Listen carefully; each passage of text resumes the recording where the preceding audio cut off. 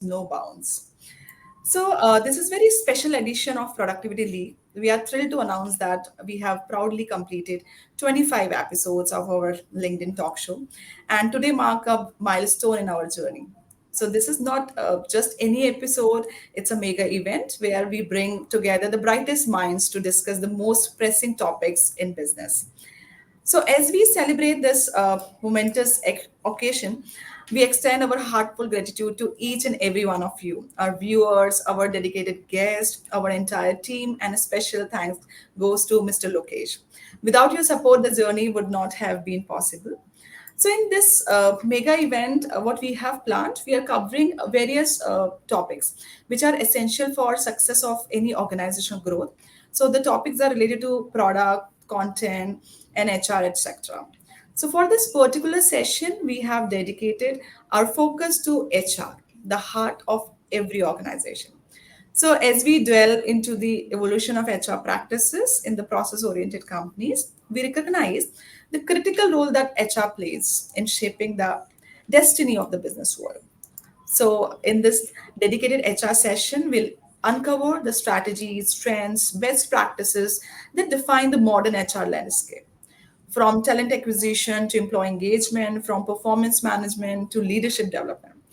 We'll leave no stone unturned in our quest to decade to secret of HR excellence.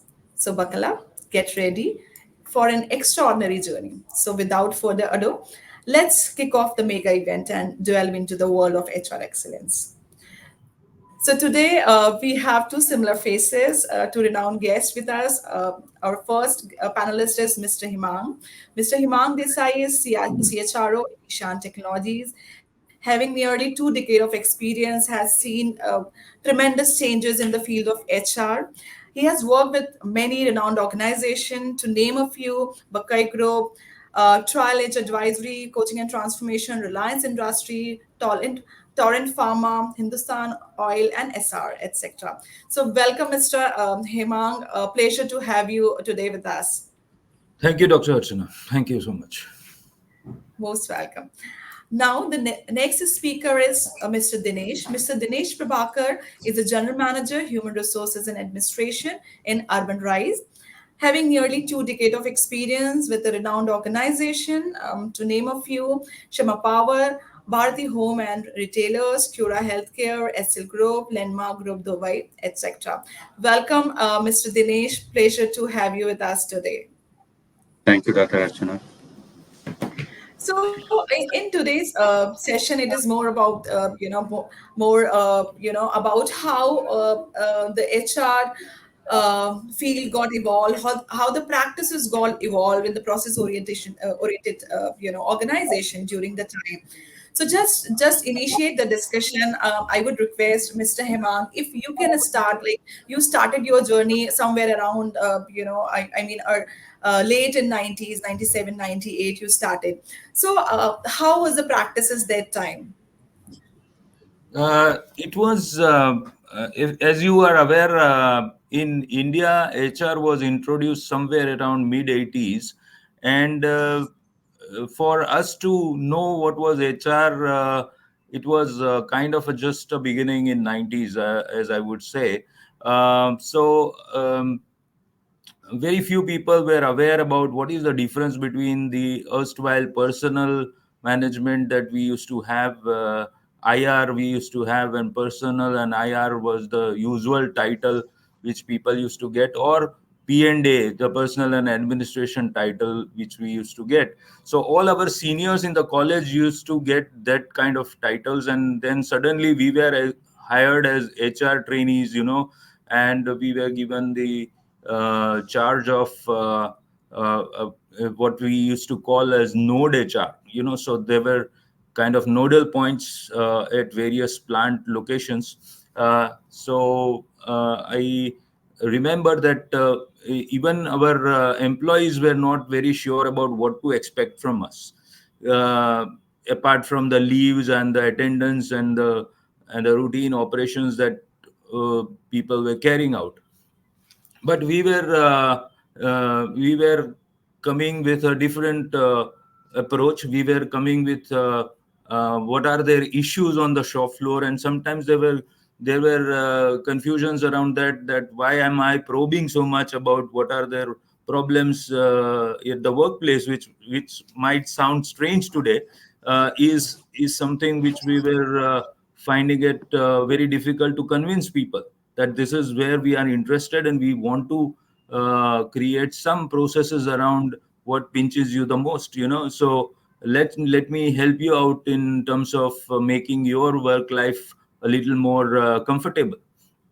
So that's where we started with, and I am seeing a tremendous evolution in various processes, in various approaches, right from management till the junior most person in HR. Everybody has been on one page that HR is here to make a difference. HR is here to create high productive employees, and then we are expected to deliver around creating the right environment in the organization. So there have been a mix of activities which we do, but then ultimately the objective and the expectations from HR are uniform across, as I have understood. So there's been a tremendous change. So 90s, it's almost 3 decades now, and there's been a huge change in terms of HR's position in the organization. Yeah, true. So we started from the personal management or the personal administration. Then it is, Yeah, shifted to human resource management. correct. Organizations recognize that the human resource are the, most important asset of the organization, and now we call it human asset. So yeah, there is a, lot of change. But that time, challenges must be different, Mr. Himang, in front of you, because no processes were there, no, systematic performance appraisal system, nothing was there. So can you also talk about certain challenges you faced during that particular era? Yeah. So as I told you, like we have this industry 4.0, even HR has industrial revolution 4.0. Similarly, HR has also come up a long way. Like I was mentioning, the personnel and administration. So we were doing more of paperwork, not literally, but yes, we had computers, but we were largely doing all the form filling activities and those kind of things, wherein HR was more than a little glorified data entry operator. But then ultimately, we realize that people have been facing certain emotional constraints. So as I would say, the kind of challenges that we used to face was, like, how do we ensure that what we have been asked to do, or what role we have been given as HR, should be acceptable to people. So during the journey, I realized that if I remain at a HR level only, the acceptance level will not come up. So I learned a very important point, and I would like to share for the larger benefit, is that unless you talk in the language that your large population understands within the organization, you will not get the right acceptance. So what I started doing after my initial hiccups is that, let me, if they are not understanding what is HR, let me understand what is business. So then I got into their shoes, and then I realized that yes, when I get into their skin, I realize better. Rather than asking them what it pinches, I feel myself that there is a, like in SR, as Mr. Dinesh also knows, we were into steel industry, and there were 1600-degree temperature electric arc furnaces out there. So because of the magnetic field, because of the hostile conditions out there, people were always short tempered. So if you judge them based on their nature and the way in which they deal with you, you might not like to stand there for a day. But then ultimately, you have to realize that what all they go through during the day, what kind Correct. of turmoil and the trouble they face to ensure that SR is in those days it was a 2.4 metric tons of steel producer every year. So what goes behind that is what you have to have a picture, and then you will be able to define your HR strategies or policies or whatever you want to. So unless you understand the business, the kind of challenges that your people are facing on the ground, no amount of knowledge on HR concepts and policies would help you, is what I have understood. Thank you so much. So absolutely, that's correct. I mean, very good strategies you have suggested during this. One is, I mean, you have to understand, their working style, their pain points, their challenges, so that you can, better understand their feelings, why they are reacting in such way, what are kind of, as a HR, what kind of, help you can provide. Plus, talk in the, kind of a language which actually they are using or larger audience understand. So that is they are such a wonderful key points here. Thank you, Mr. Hemang, for this. Mr. Dinesh, now I would like to ask the similar question from you also. Like you have also seen 2 decade. So you have I mean, when you started, what was the challenges? How was the journey? So that time. So over to you. So one advantage is I've joined or I've started my career in HR once the globalization have kind of kicked off in the country, and IT has started their transformation in India. One thing what I evidenced what HR used to be in the early days of my career, and what I see here is HR always used to be a standalone function. They know they have a set of process, they have a set of protocols to deliver. So if you look at now, it has become more of a business aligned function. So there are multiple reasons why the HR also has evolved to more of a business aligned function. One, obviously, initially when I started career, so there was a big confusion. What is the personal management, which is predominantly tagged under manufacturing industries, and something called HR in IT industry. So and IT focus more on employee standards, employee benefits, the employee lifestyle, wherein the perspective of personal management in manufacturing is more of a welfare. So from there, if you look at, there is a huge transition HR have attained from a standalone function wherein the expectations of the employees have changed, the expectations of the business have changed. And one simple example, the pandemic as just one spark created a massive evaluation in HR process from more from a personal manager or a personal management to human resource management, from human resource management to human capital. Then we talked about engagement. Now we are talking about experience. That itself gives a kind of evidence how we as a fraternity moving aligned to what business wants or what the macroeconomics demands. And third, suiting ourselves to the expectations of the employment talent pool. Few challenges, generally, what Mr. Hemang said. The HR always used to be considered as a kind of function who does recruitment, does all the operational activities at the initial stage, and maybe if the company is having a brand, if they have a good renowned or a pioneer HR leaders, then you can see some flavors of HR processes in place. So otherwise, HR is tagged as a kind of function which hires people, which manages the people, not a robust performance management system and process the payroll. That's how HR has been looked at. When the IT evolution happens, HR has been looked at as a kind of function which conducts the employee engagement activities, again tagged under fun activities, not even the real engagement, driving employee engagement activities. So in the recent past only, there is acceptance from the business side also, wherein different thought process, the HR BP, the concept are predominantly prevalent in most of the organization. And HR is also being involved in the board decisions. There also be like we are also be an inclusive member in the board team. So what happens slowly in the last, I would say, 10 years, there is acceptance from the board level, and HR is also talking the language what the business wants, which Hemang has already indicated.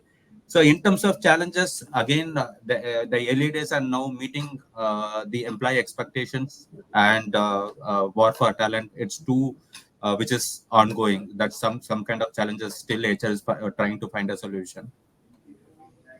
Yeah, correct, absolutely. So, one more very interesting thing is that HR is always a bridge between the employer and employee. If you're posing a lot of policies which are related to, or maybe good for the organization, people feel that the HR is favoring only the employer. And if you are putting a lot of demands of maybe the which what employees are coming up throughout, then obviously that particular thing is not good for the organization. So what are some strategies to manage that bridge without any challenges? What are the strategies basically you are adopting to manage that, to balance this kind of relationship in the organization? Okay.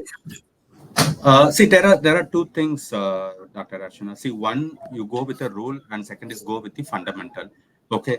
So whenever you do as a kind of rule, always people will look at a way to breach it. So instead, you go with the fundamentals.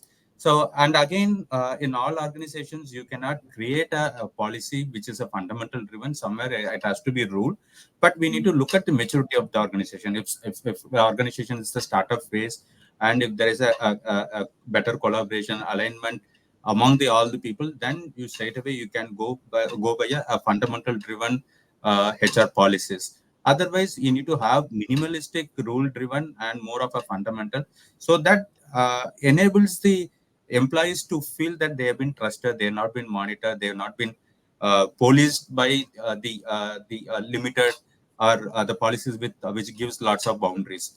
So, just to quote one example, in one of my association with a startup real estate company, we were around 250 to 300. So we came up with the conservative thought of putting up a rule-based HR policies, and people have their own ways to find a loophole to break it. Then we've been deliberating with the promoters how we can bring in the transition in the minds of people. Then at last, one conclusion came here is we need to trust. Trust has to be on the both the side. It is a two-way traffic. So then we thought, okay, let people make a mistake. How many times they will make mistake? Once, twice, thrice. So if they also realize that knowing that they are doing mistake, we are accepting them. At some point in time, they will change. Then we completely changed from a rule based policies to fundamental policies. Just to give an example, generally in a rule book we say a employee can like if he is availing leave, he has to notify multiple people as per the protocol. So we don't give any kind of protocol here. If you're not appearing to the office, just send a message, either mail or whatever the way of communication to your reporting manager. And even we don't limit the number of days, though one way the availability of talents to the business is less. Giving that kind of flexibility and trust on the employees, automatically we are seeing a kind of reciprocation from the talents. Okay, the organization is trusting me, let me correct myself, let me align and be a productive resource to the organization. So one example what I've quoted is a leave. So there are multiple examples. So we give a flexi time. We don't ask people even if someone comes at 11 o'clock wherein the shift starts at 10 o'clock. So once, twice, thrice we give them a liberty. Fourth or fifth time they correct themselves. So that's the kind of transition when like we moved from a rule book to a fundamental based HR processes. Yeah, that's a changing mindset, and absolutely the flexibility and the trust are the two key components where you can change the mindset of the people and make them more productive in the organization. So coming back to Himangji, towards you. So you have seen that revolution, like previously the lot of manual processes were there, then IT revolution come, and now it is AI generation. So, adaptability was the major challenge in front of the HR, because whenever there is process change, there is some change management practices are going on, people revolt that, or people, do not want to accept those practices. So, have you ever faced those kind of challenges during your journey, and how what are the strategies which you have incorporated in the organization? Yeah, first I'll take a hint from your previous question that HR has to be a bridge between the employee and Definitely. employer. So that notion has gone long back. Now HR is busy creating bridge between the employee and the ecosystem around it. So because we have to be in sync, at the same time we have to ensure that uh, the biggest challenge today HR is facing, according to me, is how do I manage the aspirations of my people within the organizational framework, within the constraints that we have? And therefore, the challenges beyond, the boundary walls of my organization. You have to think beyond the obvious. So because the employee comes with different expectations. Now Correct. now getting a job is no more a constraint for an employee. So as Mr. Dinesh was mentioning, the kind of the retention that was focused initially, how do we keep the employee engaged, is no more a criteria, because anyway if the employee is disengaged, he is going to go. So no amount of retention strategies would really work unless you create. There is a concept which Ken Blanchard has brought in, is called employee work passion. So if you are able to create that passion in your work, in the kind of role that you are offering, in the kind of career path you are offering, that will create the real interest in the organization. So today, if I look at my current business, we were into ISHAN Technologies was into and has been into, in I would say, integrated lease line, the broadband network services, etc., and that has been going on.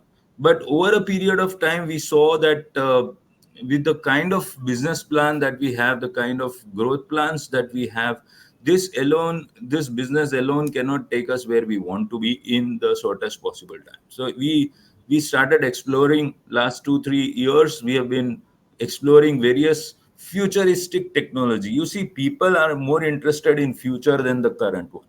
So you have to create those opportunities where they can look forward to, and next 2 3 years looks to be bright for them to stay with your organization. So then we went into something called cloud computing, something like data centers, info security, all those areas which are yet to be explored in their full potential in India, is where we have registered our presence as an organization. And that creates a kind of interest for organizations. I receive almost I receive 20 queries every day to just to inquire whether he or she has a room for further growth in these areas. People who have been working in our conventional businesses also want to move to the new business areas. So this is the kind of revolution that we can create within the organization, the inquisitiveness, the kind of curiosity, and these are the things which will keep people glued to your organization. So unless we create that kind of passion within the organization, creating, evaluating our own roles, that is where HR has to be more agile, adaptable, and alert in terms of what is coming our way, rather than looking at what is on my table right now. So that is of course your role, but then you have to go beyond. Sometimes I see that HR, as a CHRO, I have to think beyond the CEO can think, because CEO gives me a business plan for 3 years, but how do I find those people which will fit in his future plan after 3 years? Of course this 3 years is my goal. I have to create those skill sets within the organization or get it from outside, but then what will happen after those 3 years is also what I have to start planning, because my Correct. job is Correct. not only to get those people, those skill sets, but also to ensure that those skill sets remain with me so that I can look forward to the future businesses. Correct. So more is like HR is nowadays is like a business partner. So they Yeah, have to think that absolutely. how So, yes. so I find that HR is no more a just a business partner. It has become a business player. I was very pleasantly surprised 2 years back when I was working with a fintech company as a CHRO, and one of the board meetings was cancelled because I was not available on that particular at that particular time. I was traveling somewhere for business purpose only, and the business board meeting got cancelled because the CHRO was not present. I never felt such respect for HR in my entire career, that a board meeting gets cancelled just because the HR representative was not available. So that is a kind of respect, or the kind of elevation that HR is uh, is available for HR today if you are working in the right direction. If you want to remain where you were 20 years back and only do the operational work, yes, that is also a career, that is also most of the people are doing, and then that is also available. But then this is what I'm saying is a dichotomy today, are two separate poles available for HR. Correct, correct. Now, and also, a lot of career changes are happening. Like you were telling, like people are exploring the new opportunity where they can contribute more, and maybe it is Yes, not like a traditional time where they were stuck into the same career path and they were contributing in the same I mean field. Now certainly people not. want to look for the change. Yeah, it's very a Yeah, lot of uncertainty is there in the market. certainly. That's so, Mr. Dinesh, would you like to contribute here? Any of your point, like how the things Yeah, are yeah. changing or evolving? So just to add on to what Mr. Hemang said on the career pathing or career progression, again, now the talent pool expectations have largely changed. Okay, so now initially we've been using the conventional career mapping, wherein we tell people if you have this skill set, you can grow to this level. Now people expecting HR to come out from the conventional setup, and they want us to think from an agile perspective. So in current organization, what we do, we use career mapping from more from a navigation perspective. Now we use our Google Maps, right? So what we do, we go to Google, we say, okay, what is the nearest restaurant? It gives 1,000 options. So then you will go further in, and you say, and it will gives you what is the shortest route. Okay, this is a 3 kilometers. This is 2 kilometers. If you go, this will take a longer time. Then you can add values, whether on the way you add me give me a stop in the petrol station, or there is a ATM or bank. So the similar thought process we have replicated in designing a career mapping for employees, for example. And it is not related to one function. If I'm in HR, so this navigation career mapping will not be designed for HR, so it will be for a cross cultural or a cross functional team. So we create a career map as per the as per the navigation example which I have given. So do you want to be a good project manager? Be whatever functionalities you have. Okay, then if you want to be a good project manager, so what is the shortest route you can achieve, or the tenure you can be a good project manager? So what is the skill set you need to gain? Okay, so then if what are the pitfalls you will have? So we create a kind of a capsule, and we sell it to the employees. So wherein we also get a cross-functional representation, and we also get a cross-functional movement. So when we say career mapping, we don't do it as a functional basis. We do it as more of a career, like a cross-functional basis using navigation methodology. Also, just to Okay. add this, and it struck me that there is a evolution in the career mapping process also. Earlier we used to say that everybody has to climb through the same ladder, so there are same Right. steps. You have to be an assistant manager in order to become a manager, and then you become a senior manager, and then AGM and DGM and whatnot. But today, if I see, and then it came that there are two distinct career ladders that you get. One, you grow in your technical function to various levels, depending on how good you are at managing your technical affairs. And then there is a managerial normal cadre which you go through it again. But today I see it like a small mountain with various peaks, so you climb through whichever way you want to and whichever peak you want to reach. But and you want to be stabilized or you want to go further up, it's your choice how you want to create a path. But ultimately the organization needs everyone who is climbing. Everyone needs to go up, and everyone has to find their own peaks and paths out there. So this is a very different ball game, a very dynamic game today being played, and it's really very interesting to be there in the game. Correct. Absolutely. So, what are the strategies strategy? I mean, if people are switching from one career to another career, or maybe they want to, rise in the career ladder, then what do you think that internal sources of learning? I mean, how to promote the culture of learning and growth in the organization? Because they have to, if they want to achieve certain heights, then obviously they have to, go. They have to run extra mile. They have to devote extra time towards the learning. They have to grow it themselves. Then only they can, achieve certain milestone. So, what are the strategies to, motivate So them towards it's the learning?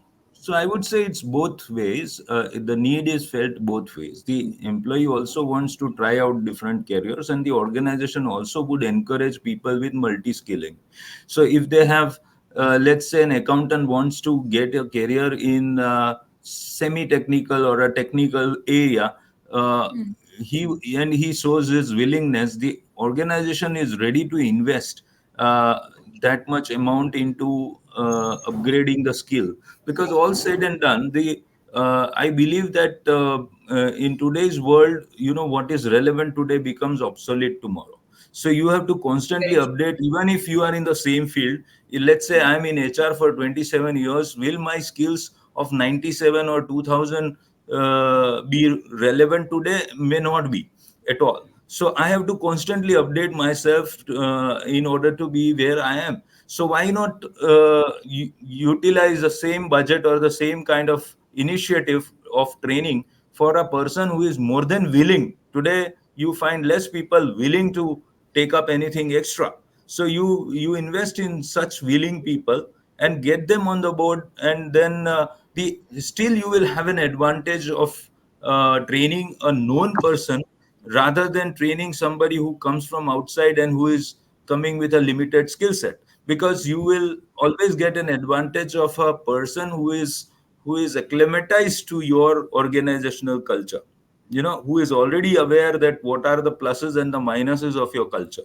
So the tendency of him staying with your organization would be much more than somebody who comes and tries to adopt the new culture. Correct. Promoting the internal, employees of the organization is the best strategy to Correct. motivate them. Mr. Dinesh, what would be your submission Yeah. here? See, so now we are fighting for talents. Okay, take any organization, IT or real estate or any kind of sector. Always there is a demand for talents. And if you look at the another perspective of the data, what we used to get from most of the research and studies, the primary reason why employee leave an organization is they're not given a right career growth. Okay, so when we have the resource in hand, okay, and why we are not giving the right career growth, and on the other side we are still looking out for a talent.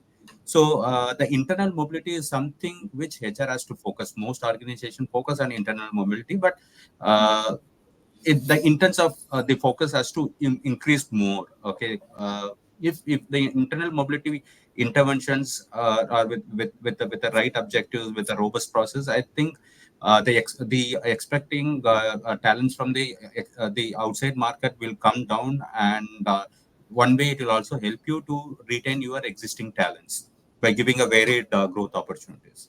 So internal mobility has to be a prime focus, especially in the current situation where everyone is fighting for talent. Correct, correct. What do you And think, in Mr. this, Dinesh? Yeah, yeah, please. And in this, I would like to add that just by putting an IJP, internal job posting, and some people just allow the volunteers to come forward would not simply help for HR. You have to ensure that the handholding is proper. You have to ensure Exactly. that what skills are missing, and what all skills can be re-adopted.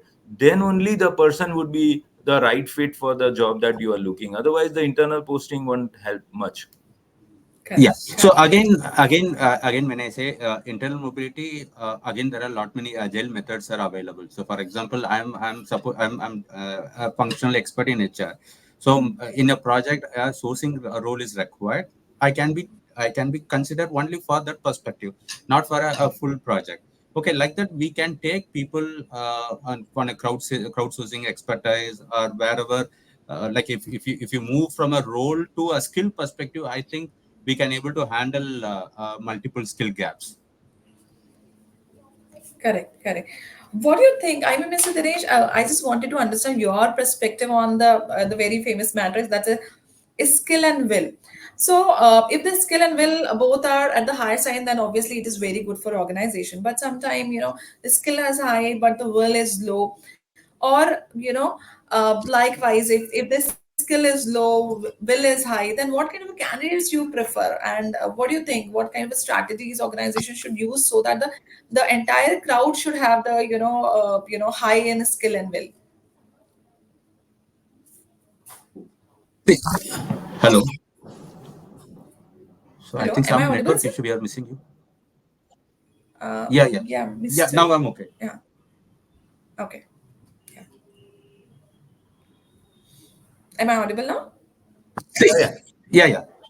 I got your question. See, Yeah.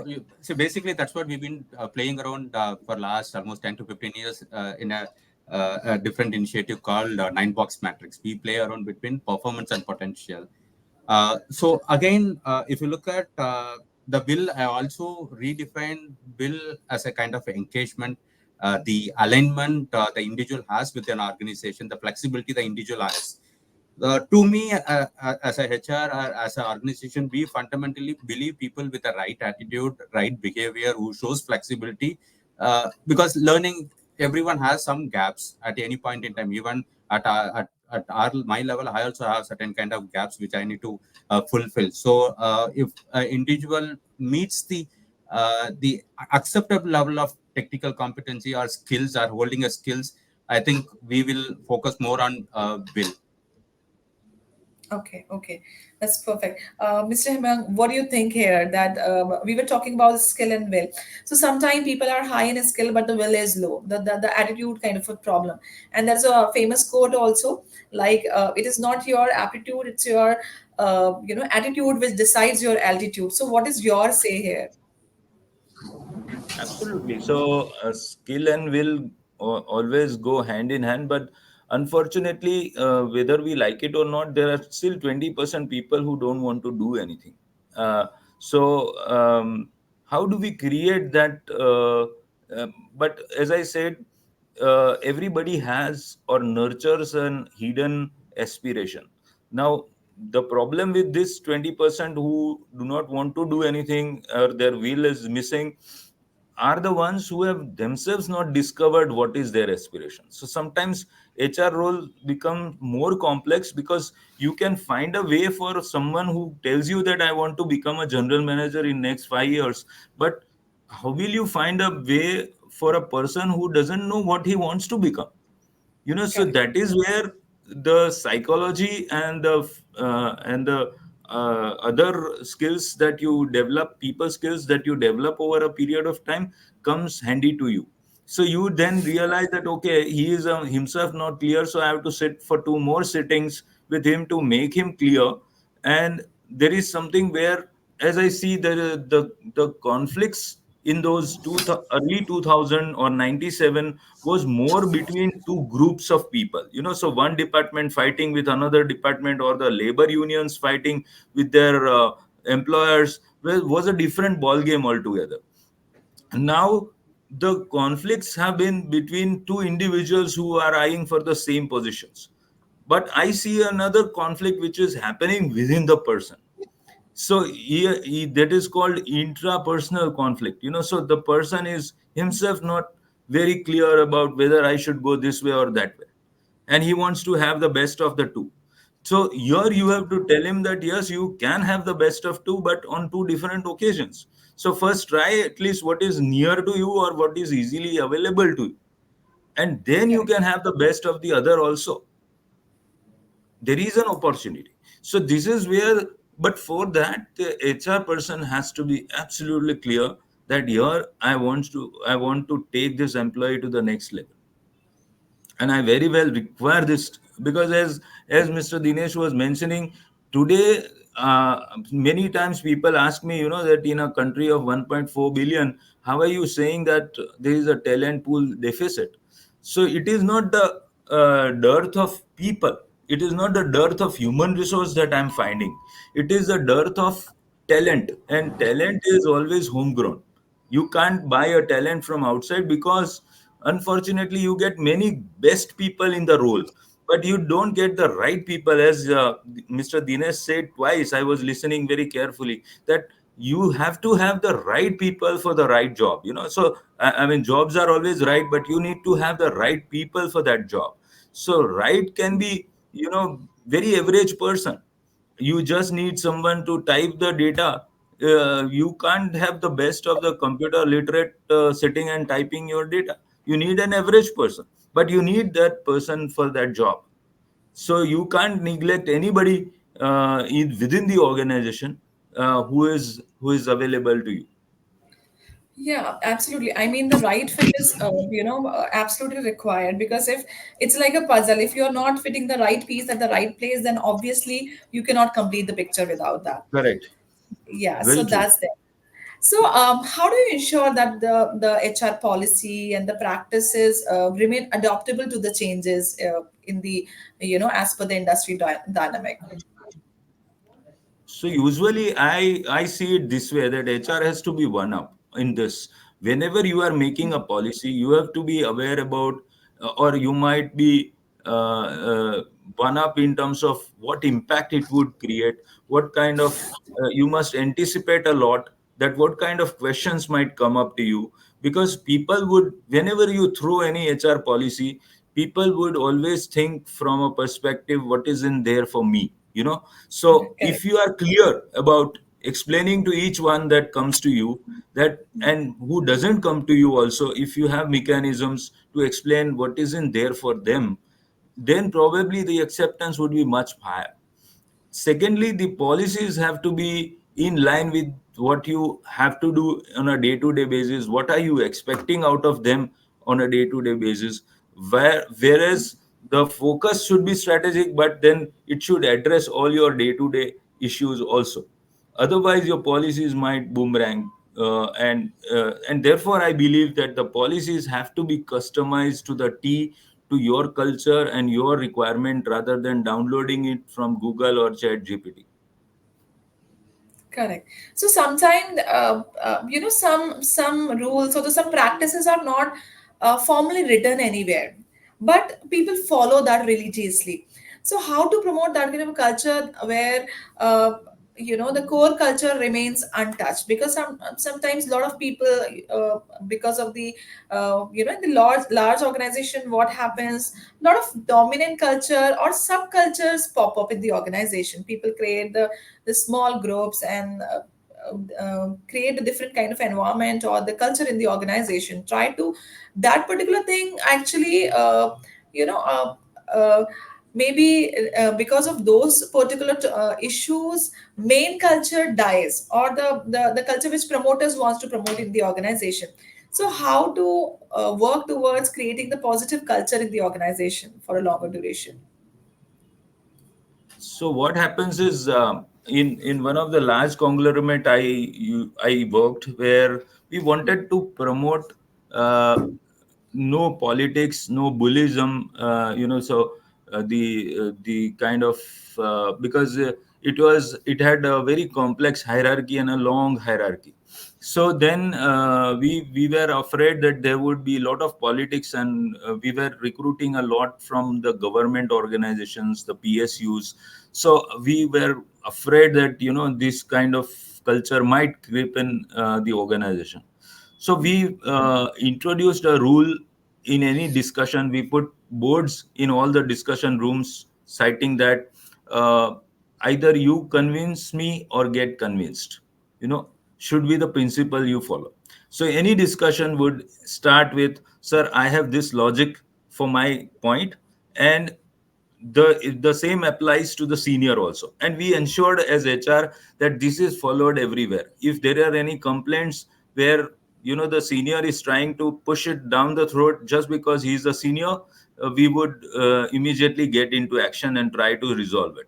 So the kind of Correct. policies or the processes that you introduce, especially now when the youngsters are taking the reins, when there is no more hierarchy based mentoring, it could be reverse mentoring, as it is very prevalent these days. So where the youngsters are calling the roost, you need to have those principles very clearly laid out, so that your culture can be presented in an interesting way. It is not just because if you want to work, you have to follow this culture. Kind of things will not work. So you have to put it in an interesting way which interests your large population. Correct, correct. So, Mr. Dinesh, what would be your submission here regarding the policy which should remain adoptable? And apart from that, how to implement the positive work culture in the organization? Okay. So first, any policies, as Mr. Hemang said, we need to understand what is the objective of coming up with a new policy or amending a policy. So generally, if there is a business reason or if there is a reason from the HR perspective wherein the employees are put under a kind of hurdle or hardship, or the policies are the reason wherein people are looking at another opportunities, we need to understand from a holistic perspective why or what is the important triggers wherein we need to look at a policy. So second is again like when generally we take people from the competitors or players within the similar sector. So second, we also need to understand what other best practices are followed or policies are followed by other players in the market. Some kind of benchmarking is required. Third is best thing is if you want to sell out any policy, speak to your customers, your internal customers, what they want, what is their expectation. So any HR initiatives, if you sell it out properly and which is aligned to your customer internal customer expectation, so you'll not have any problem when it comes to adaptability or in terms of bringing in the change. So maybe you cannot reach out to all the employees, take some random sample, understand why their perspective of like having a new policy or changes required in the policy, then see how this policies amendments or changes is going to enable the business to the next level and what way is going to contribute. So you need to look at multiple factor holistically to conclude whether any new policies will bring in a change. And then if you use adopt to these processes of involving collaborative approach, then obviously that I don't think so there will be any adaptability issues. So second is on the positive culture. See, to me, from the school of thought what I have come from, any positive culture, first if you want to bring in the organization, first you need to correct your leaders. Okay, it has to be a top down approach. If leaders are aligned, if the leaders are accepted to one thought process, then yes, it will be easy down the level to bring in the change.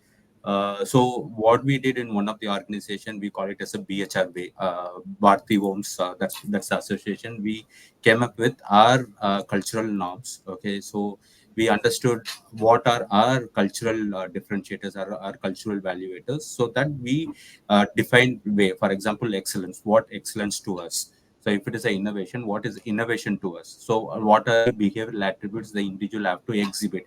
So when we framed this BHR way, we have ignored the mid-level or down the level employee. We took our leadership team out for 2 days. First, we aligned them, and then only we moved across implementing to other people.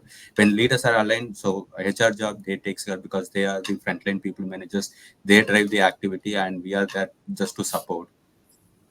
Yeah, that's that's a perfect example, because people observe that it's a top down approach, and people observe that what the leadership is doing, what management is doing, and accordingly they react and follow the actions. So thank you very much for this wonderful submission. So Himanji, at the end, I would like to I would like to know what would be your advice to the budding HRs who want to remain undisposable, they want to grow in their career ladder. So what would be your advice to them? Uh, Two things I would like to advise is be extremely passionate about people. Don't get bogged down by some rejections, some aversions to change that people show. Your mission and your focus has to be on change and nothing else, because nothing except change remains consistent. So you are the change agent. So nobody else will come and tell you that this is what is to be done. So you have to try and find out innovative ways on what is to be done. So that's number one. And secondly, be a curious cat. You have to be always curious about what's happening, what's new I should be learning, and what new I should be trying out. So you have to be always curious and adaptable and alert to various things which are happening, not just in your immediate future or immediate business plan, but anything that can be done. So if you can suggest to your management that this is what can be done to get higher profits, no management would turn a blind eye to it. So you can be the path bearers. Many a times, don't consider yourself as a service provider. You are no more a service provider. You can play a very significant role in your business growth, and it can just not be through people, but uh, people is a very huge strength for the organization. So you have a great role to play, and that is what I would request each individuals to who is keen on HR, pursuing HR. Thank you for this. Mr. Dinesh, what would be your, say here, what advice you would like to give to our budding managers? Okay. See, the generation what we handled completely different. Okay, the budding HR people and the kind of diversity of talents what there are, maybe the diversity of generation what they are going to handle, it's going to be completely different. Now, one thing is, as a HR, still we cannot have a conventional cap. Okay, this is the HR process, or this is what we will do. So we need to be more agile, and we need to more keep our processes, protocols very fluid. That suits the different generation. Second, I always comes from a school of thought. Look at the automations or tools that will enable productivity. It doesn't mean as a HR function you always need to focus on HR as a function. So wherever I work, I always look at the kind of implementing technologies is a cross-functional level that will enable the productivity of talents and also give the optimal utilization. So that's where, from an HR perspective, I play a role. I do a kind of due diligence, understand what kind of technologies or what kind of improvements, like I'm say technological improvements, will enhance the productivity of people. At last, the business is looking at improving the productivity that in turn will give up profits. And a third thing is focus more on employee experience. So no more the school of engagement, which is making a vibe in the current situation. Everyone is looking for experience. Even I come from a millennial. I look at a kind of experience, how I've been treated when I've joined an organization. So what is my experience as a candidate? So when I have that expectation now in the current generation, generation Z, the alpha B, who is going to be the next generation, who is already, though they have taken up employment based on their skills, the specialized skills what they have, their expectations will be completely different.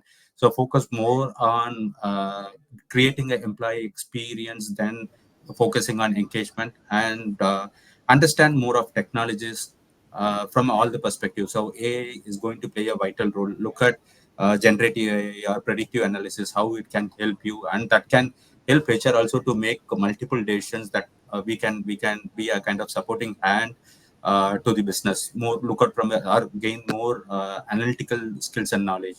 So this helps you, Dr. Archana. Thank you so much. Thank you so much, Mr.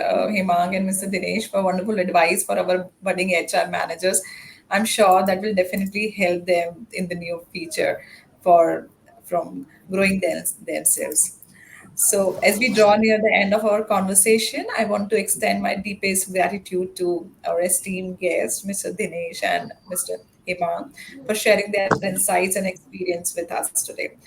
So, your contribution have enriched our dialogue and broadened our perspective. To our Thank you, Dr. listeners, Archana. thank you so much. Thank you so much. To our listeners, thank you for tuning in and being a part of the ending discussion. Your support and past participation are what makes our show meaningful.